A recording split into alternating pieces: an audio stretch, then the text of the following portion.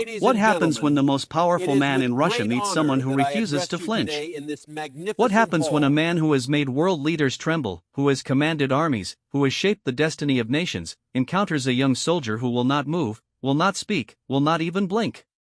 This is not a story about politics. This is not a story about power in the way you might expect. This is a story about two men, standing face to face, and the moment that revealed everything about both of them.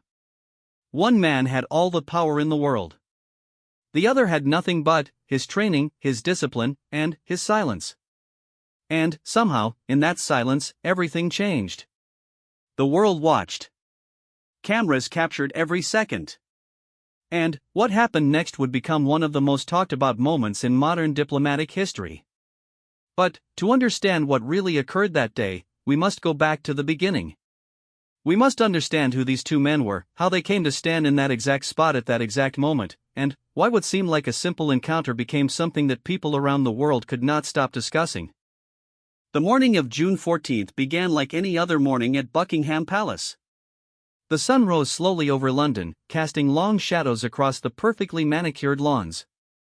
The birds sang in the ancient trees that lined the palace grounds. Servants moved quietly through the corridors, preparing for another day of royal duties and ceremonial obligations. But this was not going to be an ordinary day. This was the day that Russian President Vladimir Putin was scheduled to arrive for a state visit, and the entire palace was buzzing with a mixture of anticipation and anxiety that could be felt in every room, every hallway, every corner of the massive building. Thomas Williams had been awake since 4 a.m. He had showered, shaved with meticulous care, and spent nearly an hour preparing his uniform. Every button had to be polished until it gleamed like a mirror. Every crease in his trousers had to be razor sharp. His boots had to shine so brightly that he could see his own reflection in them. This was not vanity. This was duty. This was what it meant to be a Queen's Guard, a member of one of the most elite and respected military units in the entire world. Thomas had dreamed of this position since he was a small boy growing up in a modest house in Manchester. He had watched the changing of the guard on television and felt something stir inside him, something that told him that this was his destiny, this was what he was meant to do with his life. Thomas was 23 years old. He stood exactly 6 feet 2 inches tall, with broad shoulders and a posture so perfect that his drill sergeants had used him as an example for other recruits.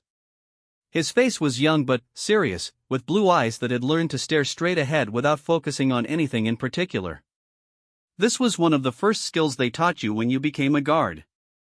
You had to learn to see without seeing, to be aware of everything around you while appearing to be aware of nothing. It was harder than it sounded. Most people could not stand still for more than a few minutes without fidgeting, without shifting their weight, without scratching an itch or adjusting their clothing. Thomas could stand motionless for hours. He had trained himself to ignore the burning in his legs, the ache in his back, the desperate urge to move that would build and build until it felt like his entire body was screaming at him. He had learned to push through all of it, to find a place inside his mind where none of it mattered, where there was only duty, only honor, only the uniform he wore and everything it represented. His mother had cried when she saw him in his full ceremonial uniform for the first time. She had covered her mouth with her hands and tears had streamed down her face, and she had told him that his father would have been so proud. His father had died when Thomas was 14, a heart attack that came without warning and changed everything. After that, Thomas had become the man of the house. He had helped his mother, worked part-time jobs after school, and somehow managed to keep his grades up and his dreams alive. Joining the military had been his way out, his path to something bigger, something that mattered. And becoming a Queen's Guard had been the culmination of everything he had worked for. It meant he was among the best. It meant he had proven himself. It meant that every sacrifice, every struggle, every moment of doubt and difficulty had been worth it. The morning briefing had been more intense than usual. Captain Morrison had gathered all the guards who would be on duty during the Russian president's visit and spoken to them in a tone that made clear the importance of what was about to happen. There could be no mistakes. There could be no incidents. The eyes of the world would be watching. Relations between Britain and Russia were complicated, tense, fraught with history and conflict and suspicion. This visit was an attempt at diplomacy, an effort to find common ground, or at least to maintain the appearance of civilized relations between two great powers. Everything had to go perfectly. Thomas had listened to every word. He had absorbed the instructions, the warnings, the reminders about protocol and procedure. He knew that Russian security would be everywhere, watching everything, suspicious of everyone. He knew that Putin himself was a former KGB officer, a man trained in the arts of observation and manipulation, a man who missed nothing and forgot nothing. Thomas did not allow himself to feel nervous. Nervousness was a luxury he could not afford. Instead, he focused on his training, on the years of preparation that had brought him to this moment. He would do his duty. He would stand his post. He would be exactly what he had been trained to be, no more and no less. Vladimir Putin had slept well on the flight to London. This was one of his talents, the ability to sleep anywhere, under any circumstances, for exactly as long as he needed to and not a minute more. He had learned this during his years in the KGB, when sleep was a weapon like any other, something to be used strategically, something that could give you an advantage over opponents who were tired and slow and making mistakes because their minds were foggy with exhaustion. Putin never made mistakes because of exhaustion. Putin rarely made mistakes at all. He was 67 years old but moved with the energy of a much younger man. This was intentional. Everything about Putin was intentional. The way he walked, the way he spoke, the way he held himself, the expressions that crossed his face, the timing of his pauses, the direction of his gaze. All of it was calculated, practiced, perfected over decades of political maneuvering and psychological warfare. He had risen from modest beginnings in Leningrad to become the most powerful man in Russia, and he had done it by understanding people better than they understood themselves, by knowing exactly what buttons to push, exactly what strings to pull, exactly when to appear strong and when to appear reasonable and when to appear dangerous. The flight had given him time to review the briefing materials about the visit. He already knew everything, of course. He had been briefed extensively before leaving Moscow. But Putin believed in preparation, in going over details again and again until they were as familiar as his own name. He knew the schedule for the day. He knew who he would meet and when. He knew the layout of Buckingham Palace, the security arrangements, the names and backgrounds of the key British officials he would encounter. He knew about the Queen's Guards too, those soldiers in their distinctive red tunics and tall bearskin hats who stood motionless outside the palace like living statues. He found them interesting, these guards. They represented something old, something traditional, something that the British valued deeply, this connection to the past, this insistence on ceremony and ritual even in the modern world. Putin had a complicated relationship with tradition. On one hand, he understood its power. He used it himself, wrapping his rule in the imagery of Russian greatness, invoking the Tsars and the Soviet victories and the Orthodox Church whenever it suited his purposes. On the other hand, he was fundamentally a pragmatist, a man who believed that power was the only thing that truly mattered and that everything else, tradition, ceremony, sentiment, was just decoration, useful perhaps but never essential. The British seemed to believe differently. They seemed to think that their traditions actually meant something, that their guards and their palaces and their ancient rituals were more than just theater. Putin would enjoy testing this belief. He would enjoy seeing how deep it really went. The motorcade that carried Putin from the airport to Buckingham Palace was impressive even by the standards of world leaders. Armored vehicles surrounded the presidential limousine. Helicopters monitored the route from above. Police had closed streets and stopped traffic and stood at every intersection, watching for any sign of trouble. The Russian security team was enormous, dozens of men in dark suits with earpieces and suspicious eyes, men who had been trained to expect the worst and act accordingly. They moved around Putin like a protective shell, always alert, always ready, never relaxing for a single moment. Inside the limousine, Putin watched London pass by through tinted windows. He noted the architecture, the crowds of people who had gathered to watch the motorcade pass, the protesters who were being kept far away by British police. There were always protesters when Putin traveled abroad. He had learned to ignore them. They were irrelevant, gnats buzzing around a lion. What mattered was power, real power, the kind that came from controlling armies and resources and information. The protesters had none of these things. They had only their signs and their slogans and their anger, and none of it made the slightest difference to anything that actually mattered. The limousine turned onto the Mall, that broad avenue that led directly to Buckingham Palace, and Putin allowed himself a moment of appreciation for the view. The palace was impressive, he had to admit. It was not as grand as some of the palaces in Russia, not as ornate, not as overwhelming. But it had a dignity to it, a solidity that spoke of centuries of history, of an empire that had once spanned the globe. Putin respected history.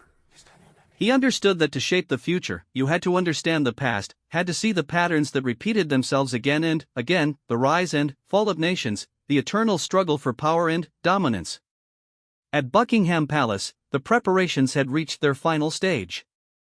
Every detail had been checked and rechecked. The red carpet had been laid out with mathematical precision. The honor guard stood ready, their uniforms immaculate, their weapons gleaming. The household staff had been briefed on protocol, on where to stand and when to bow and how to address the Russian president and his entourage. Nothing had been left to chance. This was how the British did things, with meticulous attention to detail, with a belief that getting the small things right was just as important as getting the big things right. Thomas Williams had taken his position at 8 o'clock in the morning. He stood at the northeast corner of the palace courtyard, one of several guards stationed at strategic points around the area where the welcoming ceremony would take place. His rifle was held at the precisely correct angle. His eyes stared straight ahead.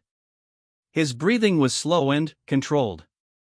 He had already been standing for nearly 3 hours by the time the Russian motorcade began to arrive, and he would stand for several more hours before his shift ended.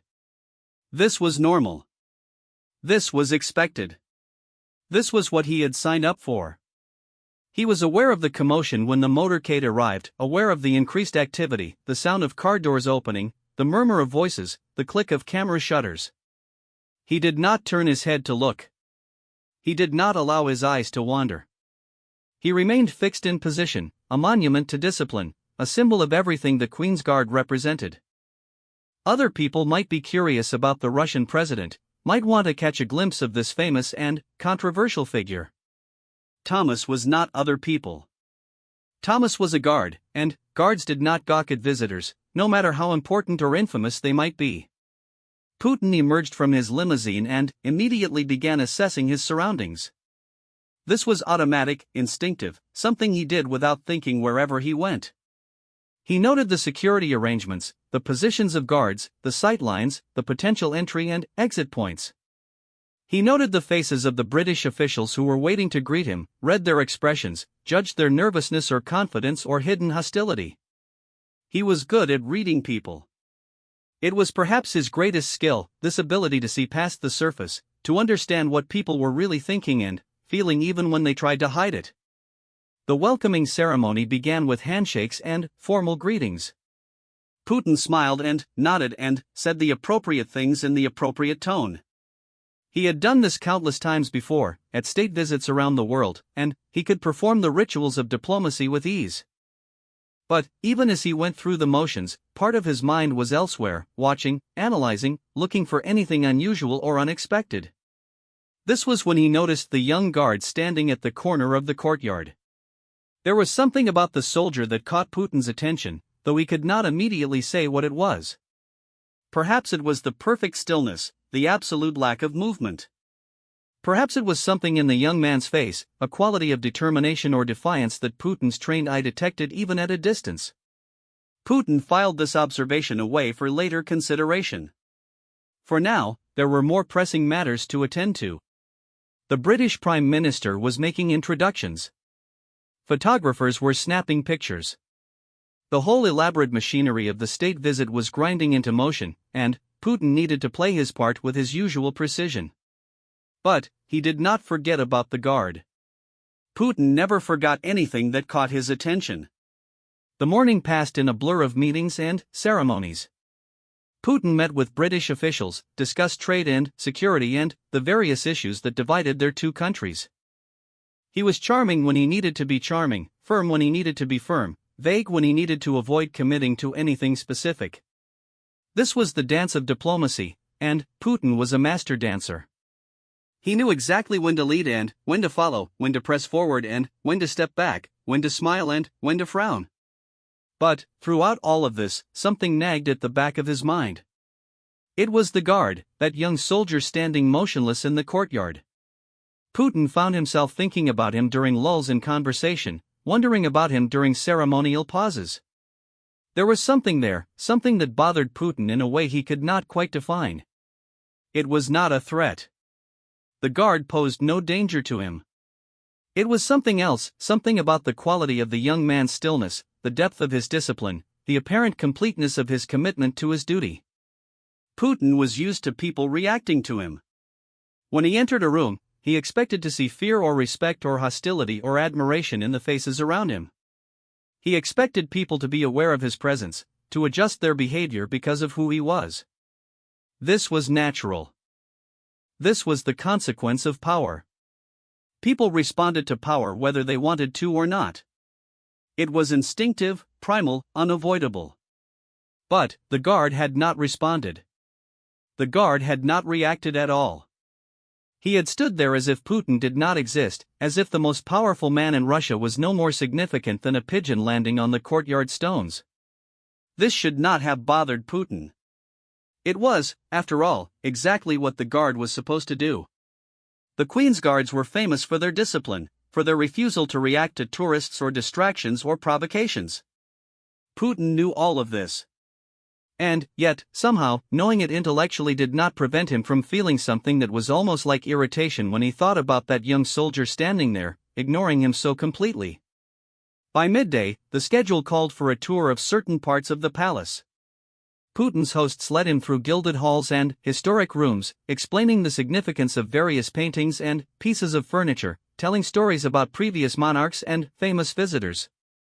Putin listened politely and asked appropriate questions and displayed the correct amount of interest. But he was not really paying attention. He was thinking about the guard. It was absurd, really. Here he was, the president of Russia, a man with the power to reshape the world, and he was preoccupied with a young soldier who was simply doing his job. What did it matter if the guard had not reacted to him? Why should Putin care about the opinion of some anonymous military boy who probably did not even understand the larger forces that shaped his world? And yet Putin did care, in spite of himself. There was something about that stillness, that perfect discipline, that seemed almost like a challenge. It was as if the guard was saying, without words, without any movement at all, that he was not impressed by Vladimir Putin, that all of Putin's power and fame and fearsome reputation meant nothing to him. Putin made a decision. Before he left the palace, he would approach the guard. He would test this discipline that everyone seemed so proud of. He would see how deep it really went. This was not about proving anything. This was not about his ego. This was simply curiosity. Yes, that was it. Putin was curious about how the young man would respond to a direct encounter with him. It would be interesting to see. It might even be amusing. The afternoon brought more meetings, more discussions, more of the endless negotiations that made up the substance of diplomatic visits. Putin participated fully, gave nothing away that he did not intend to give away, extracted what concessions he could, and planted seeds for future leverage. This was the real work of statecraft, and Putin was very good at it. But, even as he negotiated and maneuvered and played the long game that was international politics, part of his mind was still focused on what would happen later. He would find the guard. He would speak to him. He would see what happened. Thomas Williams, meanwhile, had no idea that he had attracted the attention of the Russian president. He continued to stand at his post, hour after hour, unaware that he had become the object of Putin's curiosity. His legs ached. His back was stiff. The bearskin hat weighed heavily on his head, and the afternoon sun made his heavy wool tunic uncomfortably warm. None of this showed on his face. None of it affected his posture or his stillness. He had been trained to endure discomfort, to push through it, to find that place inside himself where physical sensations could be acknowledged and, then, set aside. He thought about his mother, who would be watching coverage of the state visit on television, hoping to catch a glimpse of her son. He thought about his friends from training, scattered now to different posts around London and beyond. He thought about his father, dead for nearly 10 years now but still vivid in his memory, still the standard against which he measured himself. Would his father be proud of him? Thomas believed he would be. He hoped he would be. The hours passed slowly, as they always did when you were standing guard. Time seemed to stretch out, each minute feeling like 10, each hour feeling like a day. This was another thing you had to learn to deal with, this distortion of time that came from standing in one place with nothing to do except maintain your position. Some guards counted things to pass the time. Some silently sang songs in their heads. Some visualized places they wanted to visit or things they wanted to do. Thomas did none of these things. He simply existed, moment to moment, breath to breath, present and alert but not thinking about anything in particular, just being what he was supposed to be. The afternoon sun began to sink toward the horizon. The state visit was progressing according to schedule, with no incidents, no problems, no unexpected events. The British officials were pleased. Everything was going smoothly. In a few more hours, the formal dinner would begin, and then, the Russian delegation would return to their accommodations, and this complicated day would be successfully concluded. No one suspected that anything unusual was about to happen. No one realized that in a matter of minutes, an encounter would take place that would be talked about around the world. Putin had found the perfect moment. The formal events of the afternoon had concluded, and there was a brief interlude before the evening's dinner. His handlers expected him to rest, to prepare for the next round of obligations. Instead, Putin told them he wanted to take a walk in the palace courtyard. He wanted to stretch his legs. He wanted to see the famous architecture up close. His security team was not happy about this, but they knew better than to argue with their president when he had made up his mind. They arranged themselves around him at a discreet distance and followed as he walked out into the late afternoon light. The courtyard was quieter now than it had been in the morning. Most of the crowds had dispersed. The media had been moved to other locations. Only a few officials and security personnel were visible, and, of course, the guards, still standing at their posts, unchanged from hours earlier. Putin walked slowly, appearing to admire the architecture, but his eyes were searching. He was looking for the guard he had noticed earlier, the young man who had stood so perfectly still, so completely indifferent to the presence of world leaders and the weight of history being made around him. And there he was. Standing at the corner of the courtyard, exactly where he had been hours ago, in exactly the same position, with exactly the same expression of focused emptiness on his young face. Thomas Williams, though Putin did not know his name. Just a soldier, just a guard, just a young man in a ridiculous furry hat and an antiquated red uniform. And yet something about him had lodged in Putin's mind and refused to leave. Putin changed direction. He walked toward the guard, slowly, deliberately, giving the young man plenty of time to notice his approach. His security team tensed but did not interfere. They knew their president was capable of handling himself in any situation, and, besides, what threat could a ceremonial guard possibly pose? They watched from a distance as Putin approached the soldier, curious about what their leader intended to do. Thomas was aware of someone approaching. His peripheral vision, highly trained, picked up the movement. But approaching tourists, approaching officials, approaching anyone at all, was not unusual and was not something that required a response. He continued to stare straight ahead, maintaining his perfect stillness, his perfect discipline. Even when the person stopped directly in front of him, well inside his personal space, closer than anyone should stand to a guard, Thomas did not react. This was what he had been trained to do. This was who he was. Putin stood there for a long moment, looking at the young guard's face. Up close, he could see how young the soldier really was. Early 20s, perhaps. An age when Putin himself had been a junior KGB officer, learning the arts that would eventually bring him to power. There was something in the guard's eyes, a depth that Putin had not expected, a quality of awareness that suggested the young man was not simply staring into space but was actually quite alert to everything happening around him. Interesting. You are very disciplined, Putin said, speaking in English, his accent heavy but his meaning clear. He did not expect a response, and he did not receive one. The guard remained motionless, silent, staring straight ahead as if Putin had not spoken at all. Putin tried again. I am Vladimir Putin, President of Russia. Perhaps you have heard of me. There was a hint of humor in his voice, a suggestion that he found this situation amusing. Still the guard did not respond. Still he stood like a statue, utterly unmoved by the presence of one of the most powerful and dangerous men in the world. Something shifted in Putin's expression. The amusement faded. In its place came something harder, something that people who knew him well would have recognized as dangerous. Putin was not used to being ignored. He was not used to speaking and receiving no response. In his world, when he spoke, people listened. When he made a joke, people laughed. When he asked a question, people answered. This silence, this complete lack of acknowledgement, was not something he encountered very often. He leaned closer to the guard, close enough that he could speak without being overheard by anyone else. Do you know who I am? He asked, and this time his voice was different. This time there was an edge to it, a cold sharpness that had made grown men tremble, that had preceded decisions that changed the fate of nations and ended the careers, and sometimes the lives, of those who had displeased him. Thomas heard the change in the man's voice. He understood that he was being tested, challenged, perhaps even threatened. But none of this mattered. His training had prepared him for moments like this.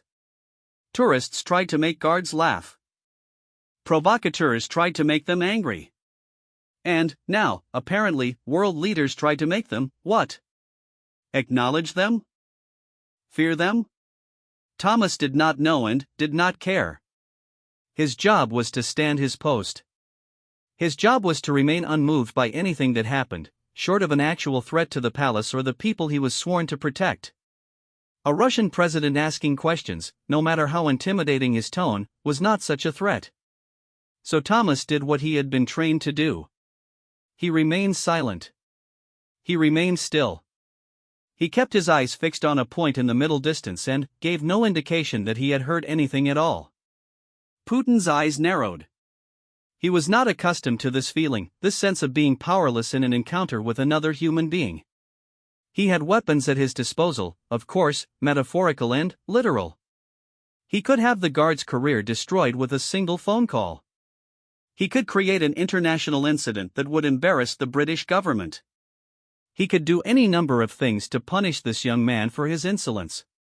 But, even as these thoughts crossed his mind, Putin recognized them for what they were, the reflexive responses of a man whose ego had been bruised. And, there was something else, too.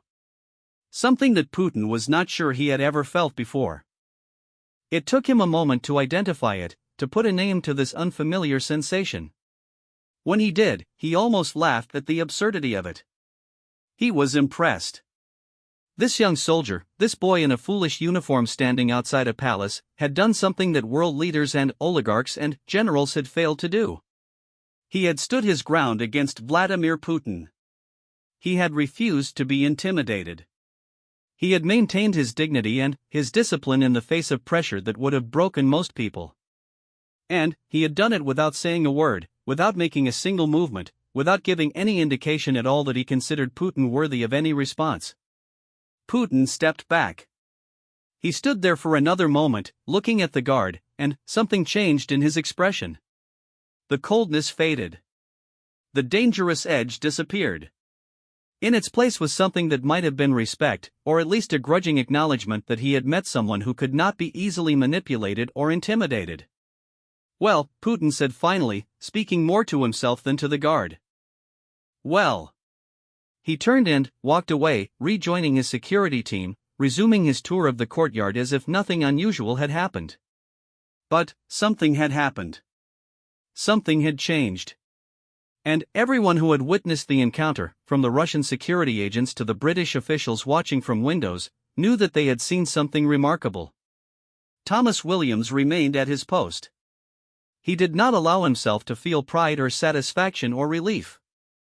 There would be time for those emotions later, when his shift was over and he was alone in his quarters. For now, there was only duty. For now, there was only the uniform and everything it represented.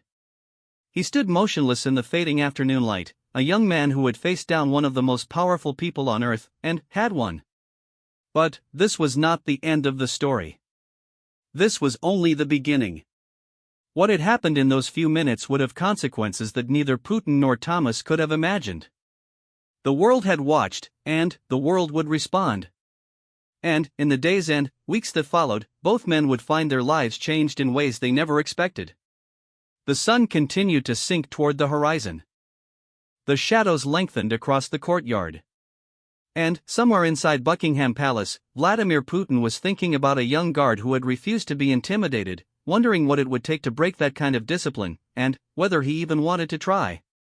The evening dinner was approaching. The state visit would continue according to schedule. But nothing would ever be quite the same again. Something had happened in that courtyard, something that seemed small but was actually profound. Two men had stood face to face, and, in the silence between them, truths had been spoken that no words could ever express. This is the story of what happened next. The news of the encounter spread faster than anyone could have predicted. In the age of social media and instant communication, nothing stayed private for long, especially not something involving Vladimir Putin. Within hours of the incident in the courtyard, videos and photographs were appearing on screens around the world. Someone had captured the moment on a phone. Someone else had shared it with friends, who had shared it with more friends, who had posted it online for the entire world to see. By the time the formal dinner at Buckingham Palace began, the video was already trending in dozens of countries. The footage was grainy, shot from a distance, but clear enough to show what had happened. There was Putin, unmistakable in his dark suit and confident stride, approaching a Queen's Guard. There was the guard, tall and rigid in his red tunic and bearskin hat. There was Putin speaking, leaning close, his body language suggesting intensity, perhaps even aggression. And there was the guard, absolutely motionless, utterly unresponsive, as immovable as a statue carved from stone. The video ended with Putin stepping back, pausing for a moment, and then walking away. It was not dramatic. There was no confrontation, no shouting, no physical altercation. And yet something about it captured people's imagination in a way that more obviously dramatic events often fail to do. The comments began pouring in almost immediately. People praised the guard for his discipline. They mocked Putin for apparently being unable to get a reaction from a ceremonial soldier. They analyzed the body language, speculated about what had been said, debated the significance of the encounter. Memes began appearing, some funny, some crude, some genuinely clever. The guard's face, frozen in that expression of determined blankness, became a symbol of resistance, of steadfastness, of the refusal to be intimidated by power. Thomas Williams knew nothing about any of this. His shift had ended at 7 o'clock, and he had returned to his quarters in the Wellington barracks, exhausted but satisfied that he had done his duty well. He had showered, changed into civilian clothes, and called his mother to let her know he was okay. She had watched the coverage of the state visit on television but had not seen her son in any of the broadcast footage. He had not mentioned the encounter with Putin. It had not seemed important. It was just another tourist, another visitor trying to get a reaction from him. The fact that this particular visitor happened to be the president of Russia did not change anything fundamental about what had happened. He went to bed early, as he always did when he had been on duty. Sleep came easily to him, the deep, dreamless sleep of physical and mental exhaustion. He had no idea that while he slept, his face was being seen by millions of people around the world, that his moment of discipline was being discussed and analyzed and celebrated in languages he could not speak, in countries he had never visited. In Moscow, it was already the middle of the night, but Putin's team was awake and working. They had seen the video. They understood the damage it could do. Putin had been made to look foolish, or at least that was how many people were interpreting the footage. The great leader, the strong man who made the West tremble, had been unable to get a reaction from a young British soldier. It was not a disaster. It was not even really a problem. But it was embarrassing, and, in politics, embarrassment had a way of accumulating, of building up until it became something more serious. Putin himself was not concerned. He had learned long ago not to worry about what people said or thought about him, at least not in the moment. Public opinion was like the weather, constantly changing, impossible to control completely. What mattered was the long game, the accumulation of real power, the ability to shape events rather than being shaped by them. A viral video of him speaking to a guard would be forgotten in a week. There would be some other scandal, some other controversy, some other distraction. This was how the modern world worked. But, even as he told himself this, Putin found his thoughts returning to the young guard. There had been something in that encounter, something he could not quite define, that had stayed with him through the evening's dinner and the endless conversations and the ceremonial toasts and all the other obligations of the state visit. He kept seeing the guard's face, that perfect stillness, that complete lack of reaction. It was as if the young man had looked at Putin and seen nothing worth responding to, as if all of Putin's power and fame and fearsome reputation had simply not mattered. This should not have bothered him. Putin knew this intellectually. He knew that the guard had been trained to behave exactly as he had behaved, that it was nothing personal, that any tourist or any world leader would have received the same treatment. And, yet there was something personal about it, something that felt like a judgment, like a statement. The young man had seen Putin, had heard him speak, had felt the full force of his presence, and had remained utterly unmoved. How many people in the world could say that? How many people could stand face to face with Vladimir Putin and show nothing, feel nothing, give nothing? The dinner had been interminable. Putin had smiled and nodded and made polite conversation, all while his mind kept wandering back to that moment in the courtyard. He had barely tasted the food. He had barely heard the speeches. He had gone through the motions of diplomacy while a part of him remained stuck in that brief encounter, turning it over and over, trying to understand why it had affected him so deeply. His advisors noticed that something was different. Putin was usually fully present, fully engaged, missing nothing. Tonight he seemed distracted, preoccupied, as if his mind were somewhere else entirely. They did not ask him about it. They knew better than to ask questions when Putin was in a mood. Instead they worked around him, covering for any lapses, making sure the evening went smoothly despite their leader's uncharacteristic inattention. The next morning brought a flood of news coverage.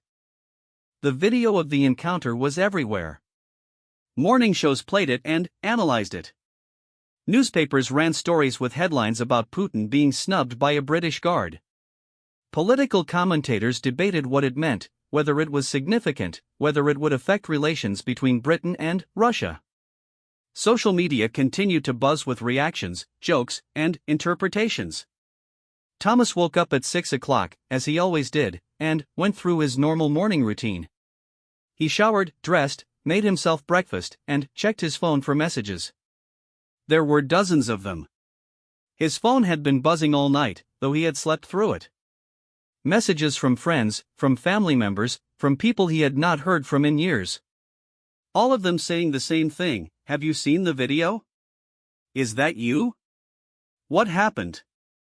Thomas opened one of the links that had been sent to him and watched the video of himself standing motionless while Putin spoke to him. It was strange, seeing himself from the outside, seeing that moment from a perspective he had never imagined. He looked different than he thought he looked. More imposing, somehow. More solid. The red tunic and the bearskin hat, which often felt absurd when he was wearing them, looked dignified and impressive in the video. And Putin looked smaller than Thomas had expected. Less threatening. Just a man in a dark suit, speaking to someone who was not interested in listening.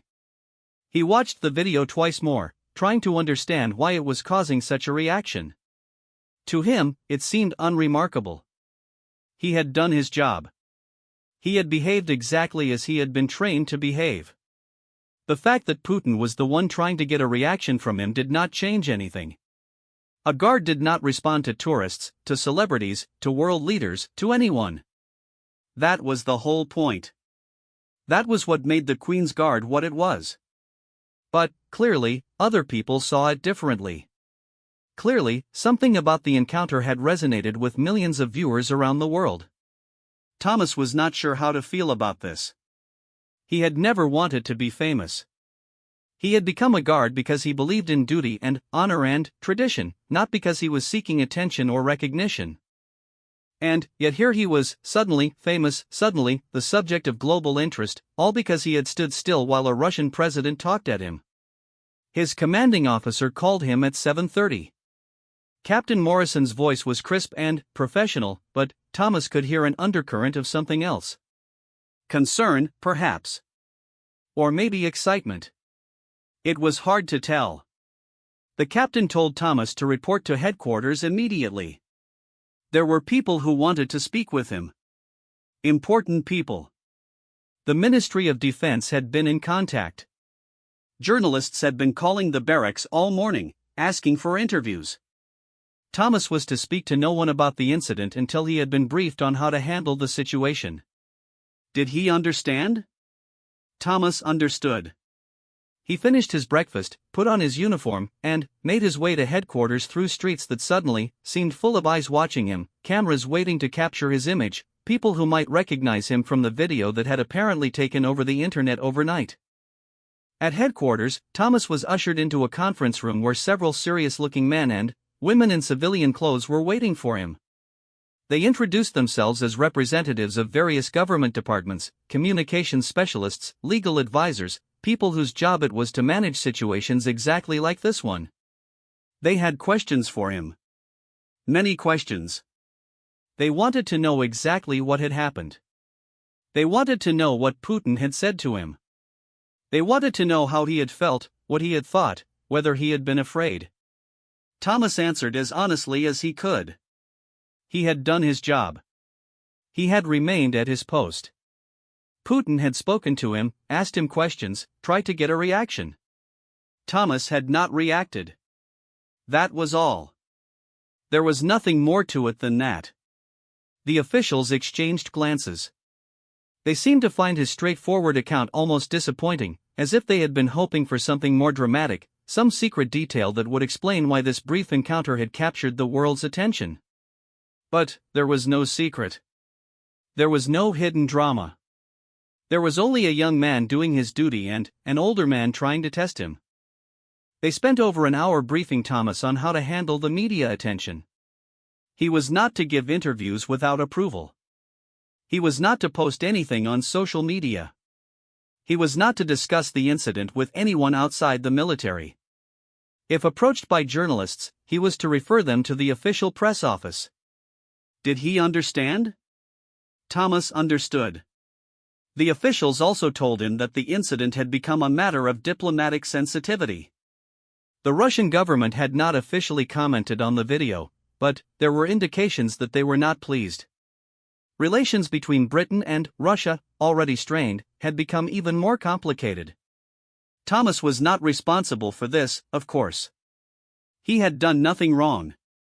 But he needed to be aware that his actions, or rather his inaction, had consequences beyond what he could have imagined. Thomas nodded and listened and agreed to everything they asked. He was a soldier. He followed orders. If the order was to remain silent and let the communications professionals handle the situation, then that was what he would do. It was not so different from standing guard, really. In both cases, the job was to stay still, stay quiet, and let the world swirl around him without getting pulled into the chaos. Meanwhile, in Moscow, the Russian response to the video was being carefully calibrated. On one level, it was easy to dismiss the whole thing as trivial, a non-event that the Western media was blowing out of proportion because they hated Putin and wanted to embarrass him. This was the official line that Russian state media began to push. The video showed nothing, meant nothing, was just another example of anti-Russian bias in the foreign press. But, on another level, the Russian government was worried. Not about the video itself, but about what it represented. Putin's power rested in part on his image, on the perception that he was strong, fearless, in control. Anything that undermined that image, even something as minor as a viral video of him failing to get a reaction from a guard, was potentially dangerous. Putin's enemies, both foreign and domestic, were always looking for signs of weakness, for cracks in the facade, for evidence that the great leader was not as invincible as he appeared. Putin himself was aware of these concerns, but he refused to let them dictate his response. He had made his career by projecting confidence, by never showing fear or uncertainty, by always appearing to be exactly where he wanted to be. If he overreacted to the video, if he showed that it had bothered him, he would be giving his enemies exactly what they wanted. Better to ignore it, to treat it as beneath his notice, to let the world's attention move on to the next scandal or controversy. But, in private, in the quiet hours of the night when he was alone with his thoughts, Putin could not stop thinking about the young guard. There was something there, something he had recognized in that moment of encounter, something that went beyond training or discipline. The guard had looked at him, had stood in his presence, had absorbed the full force of Putin's attention, and had shown absolutely nothing. It was as if Putin did not exist. It was as if all his power, all his wealth, all his fearsome reputation, amounted to exactly nothing in the eyes of this young British soldier. Putin was not used to being nothing in anyone's eyes. He had spent his entire adult life accumulating power, building himself into someone who could not be ignored, who could not be dismissed, who had to be reckoned with. And, yet this guard, this boy, had done exactly that.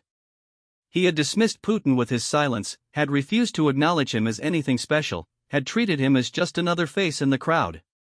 It was infuriating. And, it was fascinating.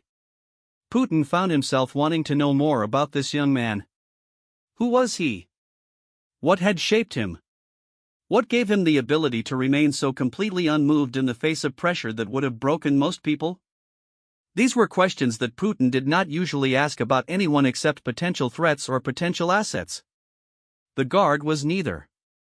He was just a soldier doing his job. And, yet Putin could not stop wondering about him.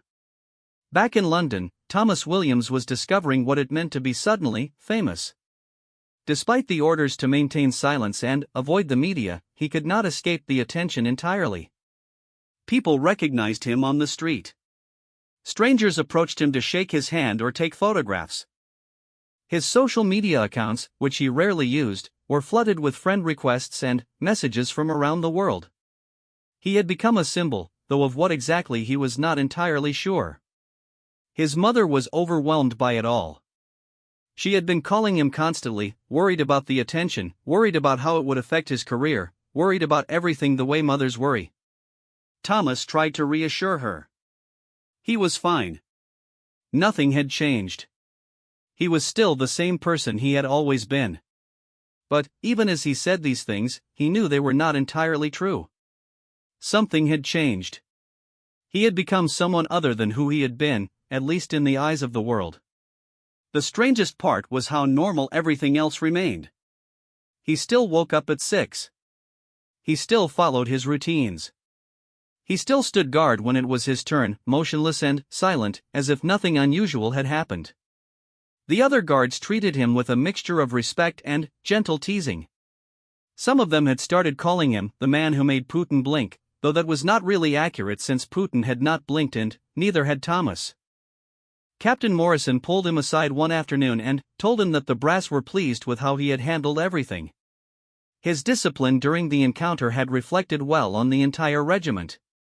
His silence afterward had avoided any diplomatic complications. He was being considered for a commendation. Thomas thanked the captain but did not allow himself to feel too proud. He had done his job. That was all. The fact that the world had decided to make it into something more was not his doing and not his responsibility. But the attention would not go away. If anything, it intensified as the days passed. The video continued to circulate, spawning analysis and commentary and endless interpretation. People who knew nothing about Thomas Williams began to write about him as if they understood him perfectly. They called him brave, stoic, heroic, a symbol of British resolve, a representation of everything that was good about military discipline. They turned a simple act of standing still into something mythic, something that carried meanings Thomas had never intended. He received interview requests from television programs around the world. News magazines wanted to put his face on their covers. Book publishers reached out about possible memoir deals. All of this was funneled through the military press office, and all of it was politely declined. Thomas was not interested in being famous. He had not sought this attention and did not want it. He just wanted to do his job, to serve his country, to honor the tradition of the Queen's Guard that he had worked so hard to join. But fame, once it finds you, is not easily escaped. Even walking through London became an ordeal. People stopped him constantly, wanting to talk, wanting photographs, wanting to touch him as if some of his discipline might rub off on them. Thomas learned to wear civilian clothes and avoid the places where he might be recognized. He learned to keep his head down and his pace brisk. He learned the tricks of being observed that ordinary people never have to learn. And, through it all, he thought about the encounter in the courtyard. He thought about Putin's face, about the shift in expression that had occurred when the Russian president realized that Thomas was not going to respond.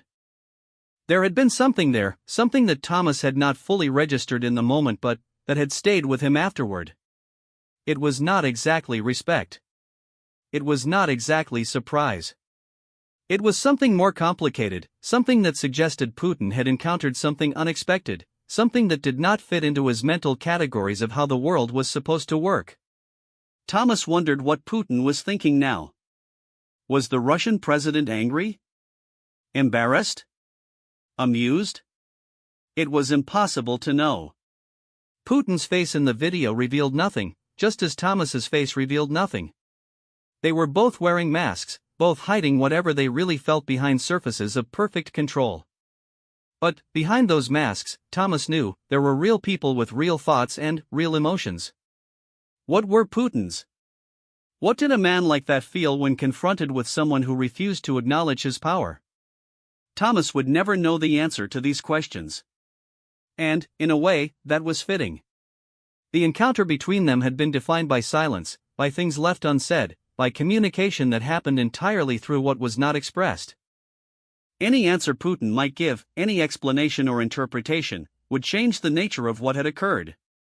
It was better to let the silence remain, to let the mystery persist, to accept that some things could not be understood or explained, only experienced. The weeks passed. The attention began, gradually, to fade. Other stories replaced the video in the news cycles. Other controversies captured the public imagination. Thomas Williams went back to being a relatively anonymous guard, recognized occasionally by people who followed such things closely but no longer stopped on every street corner by strangers wanting photographs.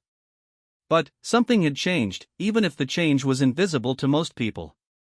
Thomas had been touched by history, had played a small part in the great drama of international relations, had stood face to face with one of the most powerful men in the world and had not blinked. This was something that could never be taken away from him. It was not fame that mattered, not recognition, not the interviews and book deals and magazine covers that he had turned down. What mattered was the knowledge that when the moment came, when he was tested in a way he had never expected, he had been equal to the challenge.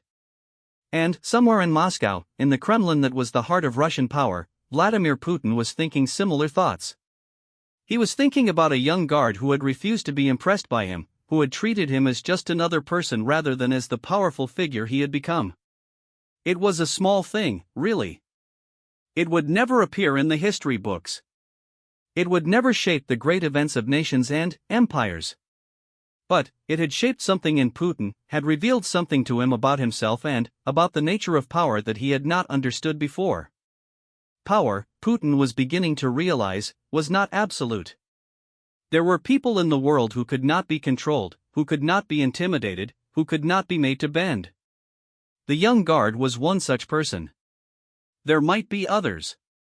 And if there were others, then, perhaps the foundation on which Putin had built his entire life was not as solid as he had believed. This was a troubling thought. It was not the kind of thought that Putin allowed himself to dwell on. He had a country to run, opponents to outmaneuver, a legacy to build. He did not have time for philosophical reflection about the limits of power.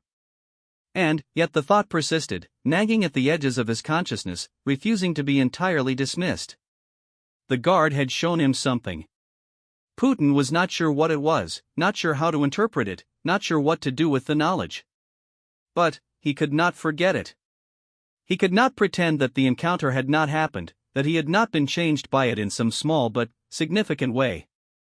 And so the story continued, though neither man knew where it would lead. Thomas Williams went back to his life, standing guard, serving his country, being the person he had always been. Vladimir Putin went back to his life, ruling Russia, playing the great game of international politics, being the person he had made himself into. They would probably never meet again. They would probably never speak again. But they would always carry with them the memory of that moment in the courtyard, when two very different men had faced each other and discovered something unexpected about themselves and about each other. The silence between them continued, even across the thousands of miles that now separated them. It was a silence that spoke louder than any words could have. It was a silence that contained everything and revealed nothing. It was the kind of silence that changes people, even when they do not understand how or why. And, in that silence, something was still happening. Something was still unfolding. The story was not over yet. 3 months had passed since the encounter at Buckingham Palace, and the world had moved on to other stories, other scandals, other moments of drama that captured attention and, then, faded away. The video of Putin and the guard still circulated online, still surfaced occasionally in discussions about discipline or about Russia or about the nature of power, but it was no longer the phenomenon it had been in those first intense weeks. Life had returned to something like normal for everyone involved. Thomas Williams had settled back into his routine. The flood of attention had receded, and he was once again just another guard among guards, doing his duty, standing his post, living the life he had chosen. The commendation that Captain Morrison had mentioned had come through, a small ceremony attended by his mother and a few superior officers, a medal that he kept in a drawer rather than displaying it. He was proud of what he had done, but he did not need constant reminders of it. The memory was enough. His mother had finally stopped worrying quite so much. She still called him more often than she had before, still asked if he was okay, still watched any news coverage that mentioned the Queen's Guard in case her son might appear. But the acute anxiety of those first weeks had faded into something more manageable, a background hum of maternal concern that Thomas had learned to accept and even appreciate. She loved him. She worried about him. That was what mothers did. Thomas had begun to notice changes in himself, though. Small things, mostly. He stood guard the same way he always had, maintaining the same perfect stillness, the same focused emptiness. But something inside him was different. There was a confidence now that had not been there before, a settled assurance that he could handle whatever came his way. He had faced one of the most powerful men in the world and had not flinched. What else could life throw at him that would be harder than that? He thought about Putin sometimes, wondering what the Russian president was doing, whether he ever thought about their brief encounter. It seemed unlikely. Putin had entire nations to concern himself with, armies and economies and enemies both foreign and domestic. Why would he waste any thought on a young British soldier who had simply done his job? And yet Thomas could not shake the feeling that something had passed between them in that moment, some kind of recognition or understanding that went beyond the obvious facts of the situation. The other guards had stopped teasing him about it, mostly. Occasionally someone would make a joke about making presidents blink, but it was good-natured, the kind of ribbing that came with being part of a close-knit unit. Thomas took it in stride. He had learned not to let things bother him, not to take himself too seriously, not to believe that one moment of fame made him special or different from anyone else. He was still the same person he had been before the video. He intended to remain that person, regardless of what the world might think. In Moscow, Vladimir Putin was dealing with matters far more pressing than memories of a British guard. Relations with the West had continued to deteriorate. Sanctions were tightening. Political opponents were becoming bolder. The economy was struggling under the weight of international pressure. These were the problems that occupied Putin's days and kept him awake at night, not thoughts of some young soldier who had refused to acknowledge him. And, yet, at unexpected moments, Putin would find his mind wandering back to that encounter. He would be in a meeting, discussing troop movements or economic policy or the latest diplomatic crisis, and, suddenly, he would see the guard's face in his mind, that perfect stillness, that complete lack of response. It was annoying. It was distracting. It was, if Putin was honest with himself, unprecedented. He had never before been haunted by such a trivial incident. He had never before allowed something so minor to occupy space in his thoughts. His advisors noticed that he had changed, though they could not have said exactly how. Putin had always been intense, focused, demanding. But there was something different now, a quality of introspection that had not been there before. He seemed to be thinking about things more deeply, questioning assumptions he had always taken for granted, looking at the world through different eyes. His decisions were still decisive, his leadership still firm. But there was a thoughtfulness to it now that some of his advisors found surprising and others found unsettling. One of Putin's oldest confidants, a man who had known him since the KGB days, finally asked him about it during a private meeting. They were discussing intelligence reports, and Putin's mind had clearly wandered. The confidant, whose name was Sergei, stopped talking and simply waited until Putin refocused. Sergei asked if something was troubling him. Putin did not answer immediately. He looked out the window at the Moscow skyline, at the city he controlled, the nation he ruled, the world he was constantly trying to shape and reshape according to his will. Then, he told Sergei about the guard. He told him about that moment in the courtyard, about the silence, about the young man's face, about the feeling that had come over him when he realized that his presence meant nothing, that all his power was being treated as irrelevant. Sergei listened without interrupting. When Putin finished, there was a long pause before Sergei responded. He said that it sounded like Putin had met someone who was not afraid of him. Putin agreed that he had. Sergei said that was rare. Putin agreed that it was. But it was more than that, Putin said. It was not just the lack of fear. It was the completeness of the indifference. The guard had not been defying him. He had not been making a political statement. He had simply been doing his job, and his job required him to treat Putin as if he did not exist. And, in that treatment, that absolute refusal to acknowledge Putin as special or important, there had been something that Putin could only describe as freedom. The guard was free in a way that Putin was not. The guard could stand in one place and be completely himself, completely present, without worrying about enemies or alliances or the weight of history. Putin could never do that. Putin was always Putin, always performing, always calculating, always aware of how everything he did would be perceived and interpreted and used. Sergei considered this for a long time before responding. He said that it sounded like Putin was envious of the guard. Putin shook his head. It was not envy, he said. It was recognition. He had recognized something in that young man, something that Putin himself had lost so long ago that he had forgotten it ever existed. Call it innocence. Call it integrity. Call it the ability to simply be without constantly calculating what being would cost. Sergei did not know what to say to this. In all their years of working together, he had never heard Putin speak this way. The Putin he knew was ruthless, pragmatic, focused entirely on power and its accumulation. This reflective, almost philosophical Putin was someone new, someone Sergei was not sure he recognized. Putin seemed to sense Sergei's discomfort. He smiled, a rare genuine smile rather than the calculated smirk he usually displayed. He told Sergei not to worry. He was not going soft. He was not having a crisis of conscience. He was simply thinking. He was allowing himself to consider possibilities that he had never considered before. It did not mean he was going to change. It did not mean he was going to abandon everything he had built. It just meant that he was looking at things differently, from a new angle, with fresh eyes. The conversation ended, and they returned to the intelligence reports, to the practical matters of governing a nation and maintaining power. But something had shifted in the relationship between them. Sergei had glimpsed a part of Putin that he had never seen before, a part that was vulnerable and questioning and uncertain.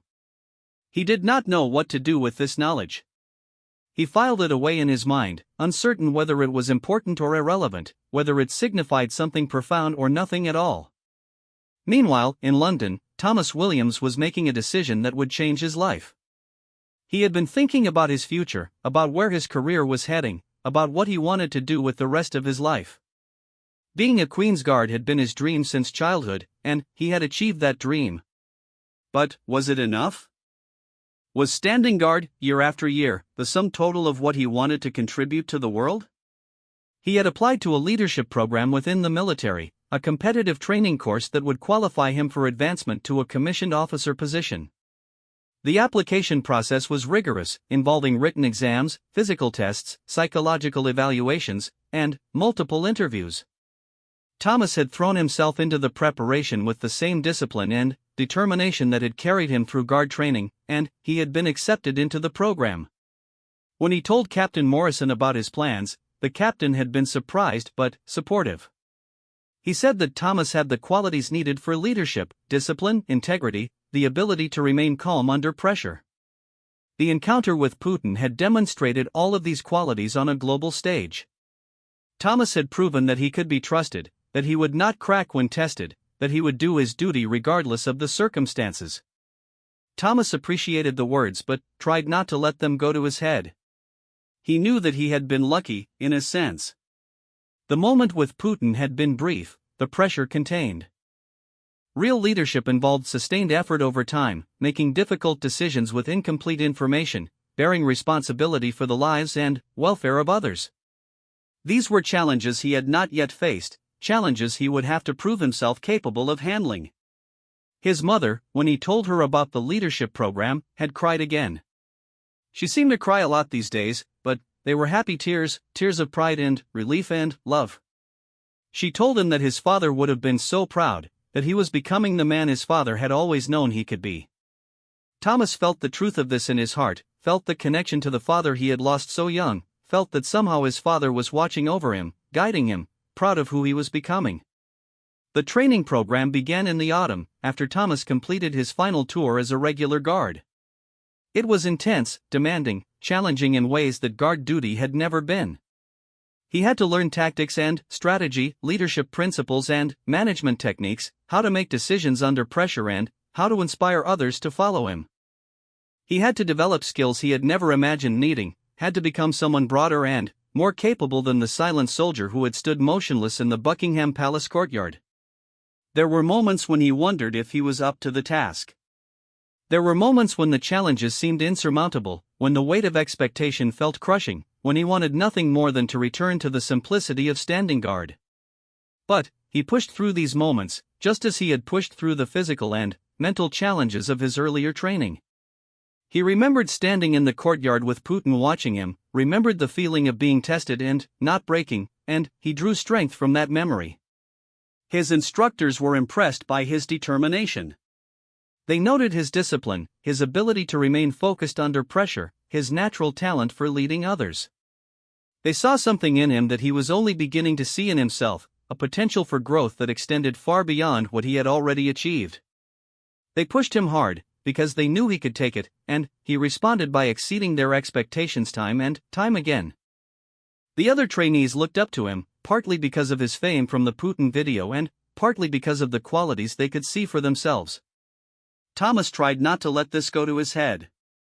He remembered his father's advice, given long ago but never forgotten: true strength is not about being the biggest or the loudest or the most impressive. True strength is about knowing who you are and staying true to that, regardless of what the world throws at you. Thomas believed this. He tried to live it.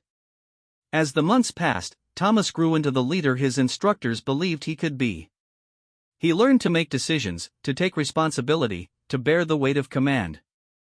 He learned that leadership was not about having all the answers but about having the courage to act even when you were uncertain, to trust your training and your instincts and the people around you. He learned that the discipline he had developed as a guard was just the foundation, the starting point for a journey that would take him places he had never imagined. And, through it all, the memory of that moment with Putin stayed with him. It was like a touchstone, a reminder of what he was capable of, a source of confidence when doubt crept in. He had faced one of the most powerful men in the world and had not broken. Whatever challenges the future held, he would face them with the same discipline, the same determination, the same refusal to be intimidated by power or position or circumstance. In Moscow, the winter had come, bringing with it the deep cold that Russians had learned to endure over centuries. Putin continued to rule, continued to scheme, continued to navigate the complex web of domestic and international politics that defined his existence. But he was different than he had been. The change was subtle, visible only to those who knew him best, but it was real. He had begun to question things that he had always taken for granted. He had begun to wonder whether power, in the end, was worth all that he had sacrificed to obtain and maintain it. He had begun to think about legacy, about what he would leave behind when he was gone, about whether the world would remember him as a great leader or as a cautionary tale about the corrupting effects of absolute power. These were not comfortable thoughts. Putin had built his entire identity around being strong, decisive, in control. To question these foundations was to question himself, to undermine everything he had worked so hard to create. And yet he could not stop the questions from coming, could not silence the voice in his head that kept asking whether there might be another way, a better way, a more meaningful way to live. He thought about the Guard often. He thought about what it must be like to have such a clear and simple duty, to know exactly what was expected of you and to do it without question or hesitation. There was something pure about that, something Putin had lost so long ago that he could barely remember what it felt like. His life had become impossibly complex, a tangle of competing interests and hidden agendas and constant calculation. Nothing was simple anymore. Nothing was clear. Everything was strategy and manipulation and the endless game of power. What would happen, Putin wondered, if he simply stopped playing? What would happen if he walked away from all of it, abandoned the presidency, retired to some quiet place where no one knew his name? The thought was absurd, of course. Putin could never walk away. He knew too much, had made too many enemies, was too deeply embedded in the machinery of power to ever extract himself. But it was pleasant to imagine, if only for a moment, a different life, a simpler life, a life where he could just be. The winter deepened.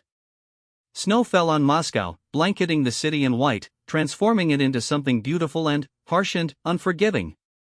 Putin watched from his office window and thought about time, about how it passed regardless of what anyone did, about how even the most powerful men eventually became dust. He was getting older. He could feel it in his bones, in the mornings that came harder than they used to, in the energy that no longer seemed endless. How many more winters did he have? How many more years of this endless game? He did not share these thoughts with anyone. He could not afford to show weakness, could not afford to let anyone glimpse the uncertainty that had taken root inside him. He continued to play the role of the strong leader, the man who feared nothing, the master of Russian politics. But it was becoming harder to maintain the illusion, harder to convince even himself that he was the person he pretended to be. And so the months passed, with Thomas growing into a leader in London and Putin questioning everything in Moscow. Two men who had met for only a few minutes, who had not exchanged a single meaningful word, were both being changed by the encounter in ways neither could have predicted. It was as if that moment in the courtyard had set something in motion, a chain of events and reflections that would continue to unfold long after the world had forgotten about the viral video and the international incident that never quite was. The silence that had defined their encounter continued to speak, louder than words, clearer than any diplomatic communique. It spoke of discipline and power, of integrity and calculation, of the gap between who we are and who we pretend to be. It spoke of the possibility of change, of growth, of becoming something different than what the world expects us to be.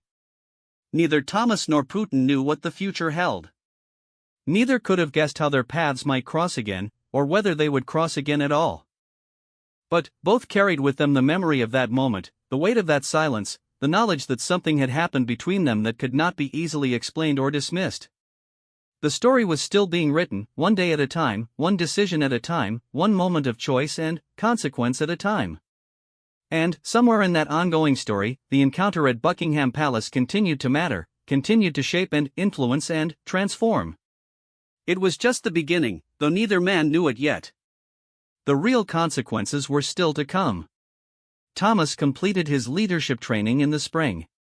He graduated at the top of his class, earning praise from instructors who said they had rarely seen such a combination of natural talent and determined effort.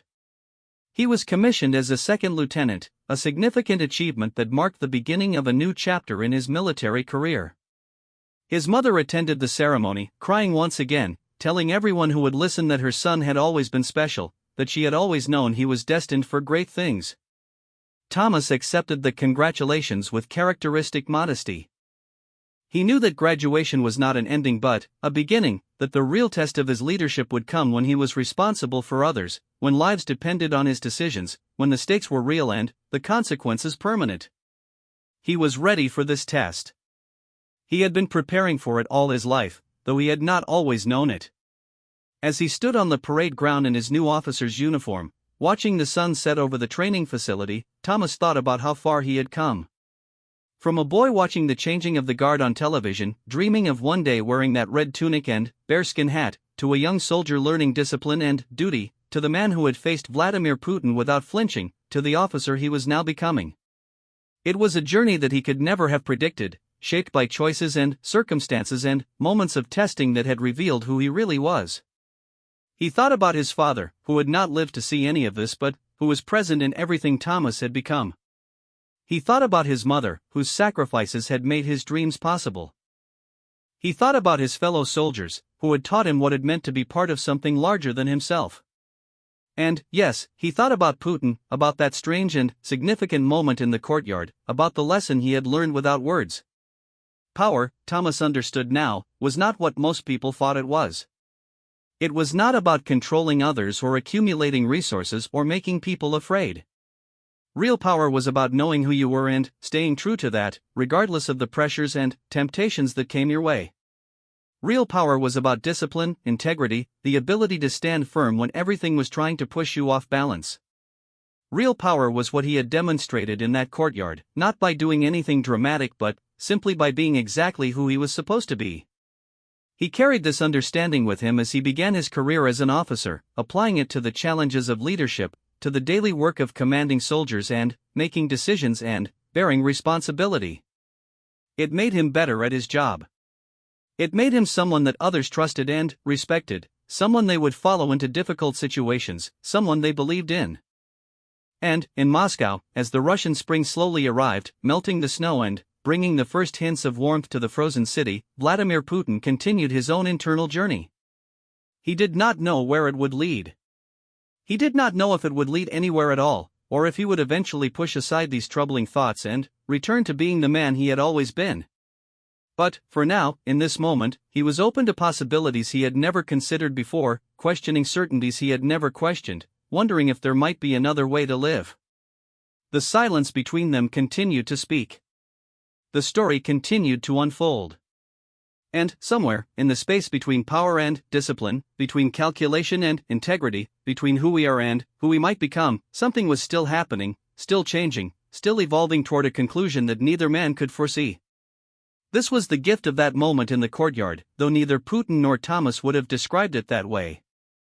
It was the gift of being confronted with something unexpected, something that did not fit into existing categories, something that forced a re-evaluation of everything you thought you knew.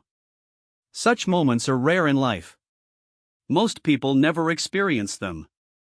But, for those who do, for those who allow the experience to work on them instead of simply dismissing it, such moments can be the beginning of transformation.